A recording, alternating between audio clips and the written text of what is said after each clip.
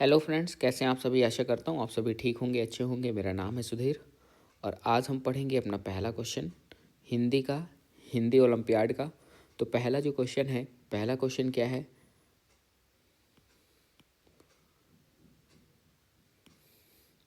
पहला क्वेश्चन आपके सामने, अपने विचारों और भावों को एक दूसरे तक पहुँचाने का माध्यम क्या कहलाता है। मतलब बात यह है कि जो भी हमारी चीज़ें हैं, जो भी हमारे विचार है, जो भी हमारे भाव हैं, हम दूसरों तक उस सब चीज़ों को कैसे पहुंचाते हैं, किन चीज़ों पर। लिपि से, व्याकरण से, भाषा से, वाक्य से। तो इसका आंसर है भाषा से। किससे?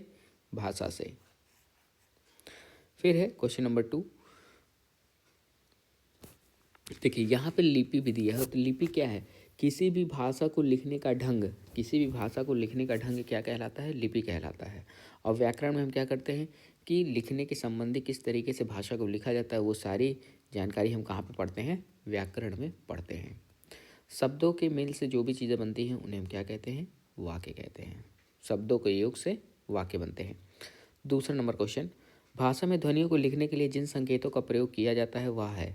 तो भाषा में जो ध्वनियाँ होती हैं, जिन संकेतों को लिखने के लिए प्रयोग किया जाता है उसे हम क्या कहते हैं? तो उसे हम कहते हैं लिपि कहते हैं। अभी मैंने बताया था ना कि लिपि क्या होती है? किसी भी भाषा को लिखने का ढंग होती है। हिंदी भाषा की लिपि क्या है? तो हिंदी भाषा की जो लिपि है, देवनागरी, गुरुमुखी, फारसी या रोमन। तो इसका आंसर है देवनागरी। क्या है? देवनागरी। गुरुमुखी आपकी किसकी है? गुरुमुखी है आपकी पंजाबी की। और रोमन किसकी लिपि है? रोमन है आपकी इंग्लिश भाषा की लिपि। इंग्लिश भाषा की लिपि।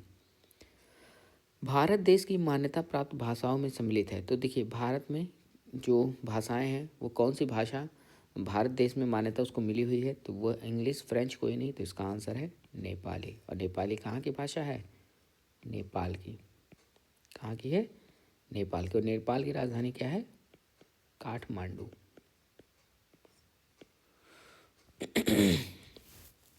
अगला है 5वां नंबर क्वेश्चन, मुख से निकलने वाली प्रत्येक स्वतंत्र आवाज़ कहलाती है। तो मुख से निकलने वाली जो स्वतंत्र आवाज़ कहलाती है उसे हम क्या कहते हैं? तो उसे हम कहते हैं आपका, क्या कहते हैं? ध्वनि कहते हैं। जैसे मैं बोल रहा हूँ कुछ भी तो ये क्या है? ध्वनि है। चलिए अब अगले क्वेश्चन पे आते हैं हम। अब देखिए व्याकरण के बारे में बता देता हूँ। व्याकरण की डिफिनीशन आपसे कभी कभी पूछी जाती है या पूछ लीगा। व्याकरण मैं हिंदी में लिख दे रहा हूँ। व्याकरण वह शास्त्र है, व्याकरण वह शास्त्र है जिससे मनुष्य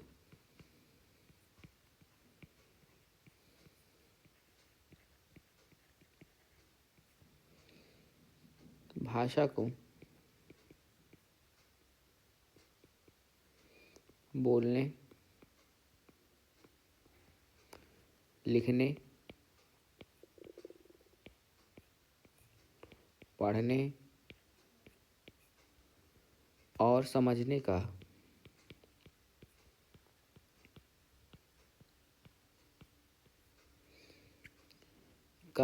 शुद्ध ज्ञान प्राप्त करता है।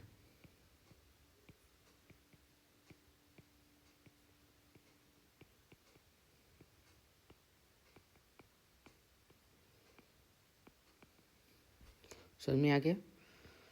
चलिए अब अगले क्वेश्चन पे आते हैं। 15 क्वेश्चन है इसमें जो हम पढ़ेंगे। किसी भाषा को लिखने के लिए काम आने वाले मानक प्रतीक क्रमबद्ध समूह को क्या कहते हैं? तो उसे हम कहते हैं वर्णमाला। क्या कहते हैं? वर्णमाला कहते हैं। तो इसका आंसर हो जाएगा ऑप्शन नंबर डी। वर्णमाला क्या है? देखिए कितने वर्ण हैं? 48। अयोग वहाँ में क्या आता है? अंग आहा आता है। और व्यंजन आपके कितने होते हैं? 33। और स्वर आपके कितने होते हैं? 11। अगले क्वेश्चन पे आते हैं। क्वेश्चन नंबर 7, वर्णों के मेल से बनने वाले शब्द कहलाते हैं। तो वर्णों के मेल से जो बनता है उसे हम क्या कहते हैं? शब्द कहते हैं। क्या कहते हैं? शब्द कहते हैं। और देखिए शब्दों से मिलके क्या बनता है? शब्दों के मेल से वाक्य बनता है। और वर्ण एक स्वतंत्र इकाई है, जैसे कि स्वर व्यंजन जो भी हैं सब मिला के आपके क्या है? वर्ण है। और इसी को जब हम क्रमबद्ध तरीके से लिखते हैं, एक लाइन में लिखते हैं सही तरीके से, तो उसे हम कहते हैं वर्णमाला। अंग तथा आह क्या कहलाते हैं? देखिए अंग तथा आह आपके अयोगवाह कहलाते हैं। अभी मैंने आपको जस्ट बताया भी है। तो इसका आंसर हो जाएगा ऑप्शन नंबर बी। व्यंजन कितने होते हैं? 33, याद रखेंगे। संयुक्त स्वर देखिए क्या होता है, संयुक्त स्वर होता है जो दो स्वरों से मिलकर बनता हो, तो यहाँ पे लिख देंगे दो स्वरों से मिलकर बनता हो।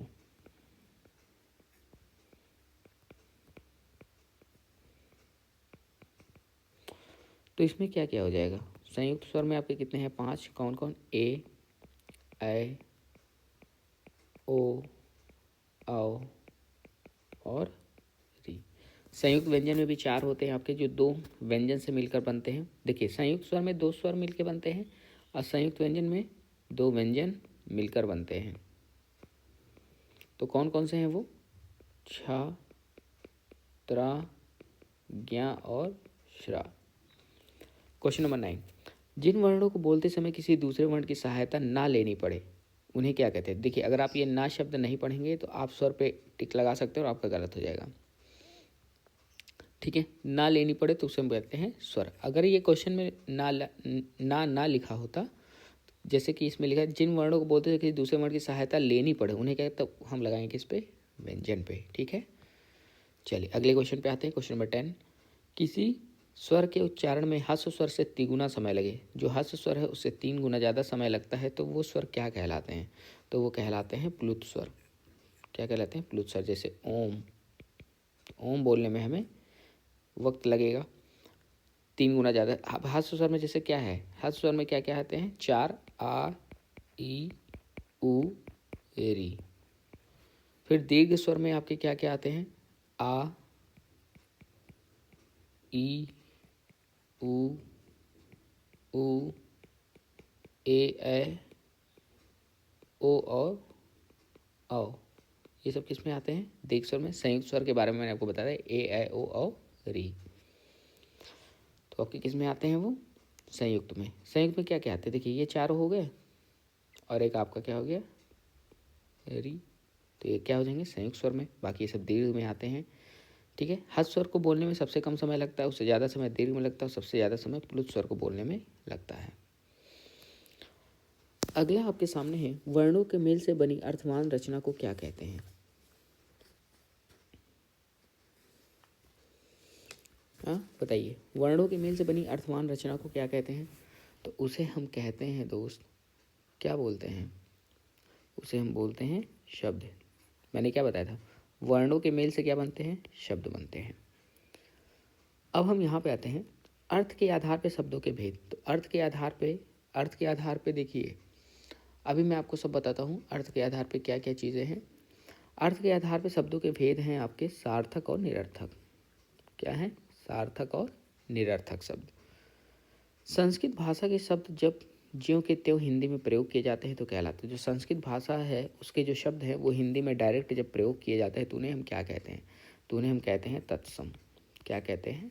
तत्सम शब्द कहते हैं। और हिंदी, देखिए वो अगला ही क्वेश्चन वही है, ऐसे शब्द जो संस्कृत से परिवर्तित रूप में हिंदी में प्रयोग होते हैं वो शब्द कहलाते हैं। मतलब कि संस्कृत के हैं लेकिन यहाँ पे थोड़ा सा चेंज करके हम उन्हें हिंदी में यूज़ करते हैं तो उसे हम कहते हैं तद्भव शब्द। क्या कहते हैं? तद्भव शब्द। समझ में आ गया? तद्भव शब्द।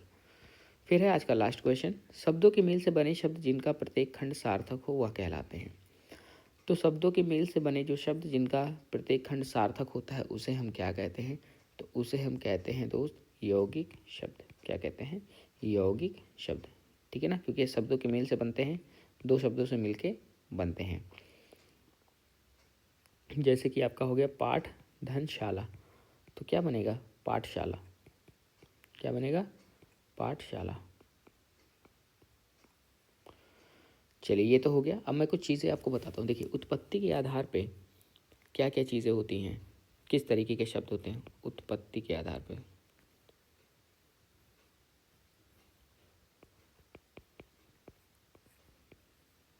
उत्पत्ति के आधार पर तो देखिए क्या क्या है। पहला आपका क्या है? तत्सम। फिर है आपका तद्भव। तद्भव के बाद है देशज। देशज के बाद आपका क्या है? विदेशी। और फिर इसके बाद क्या है? संकर। तो 5 तरीके के होते हैं आपके उत्पत्ति के आधार पे। फिर इसके बाद आपका है रचना के आधार पे। रचना के आधार पर, तो रचना के आधार पे क्या इतने होते हैं आपके 3 तरीके के। कौन कौन से? पहला मूल या रूढ़ के नाम से जानते हैं।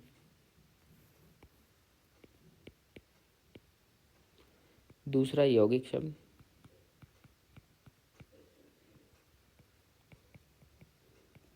तीसरा है आपका योग रूढ़ शब्द।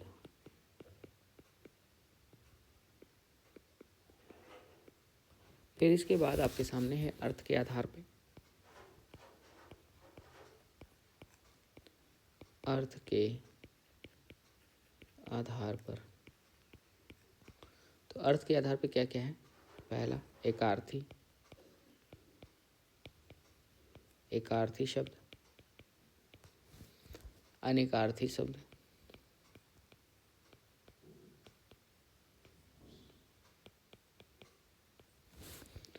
पर्यायवाची विलोम,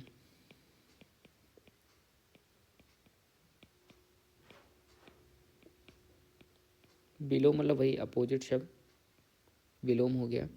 श्रुति संबिन्नार्थक शब्द,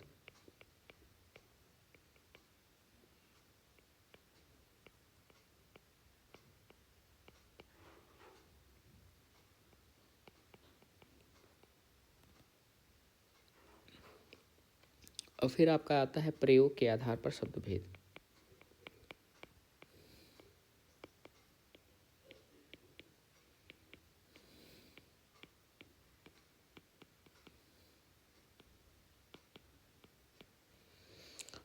क्या क्या होते हैं? विकारी और अविकारी शब्द।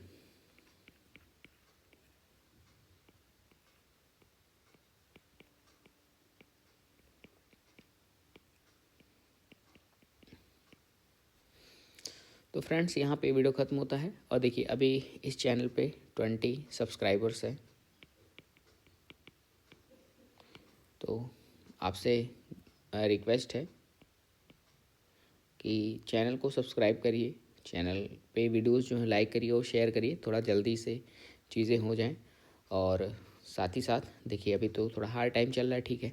और ये मेरा QR कोड है, अगर आप कुछ पे करना चाहते हैं, कुछ हेल्प करना चाहते हैं तो आप इसे स्कैन करके पे कर सकते हैं। फाइनली मिलते हैं अपने अगले वीडियो में, तब तक के लिए नमस्कार।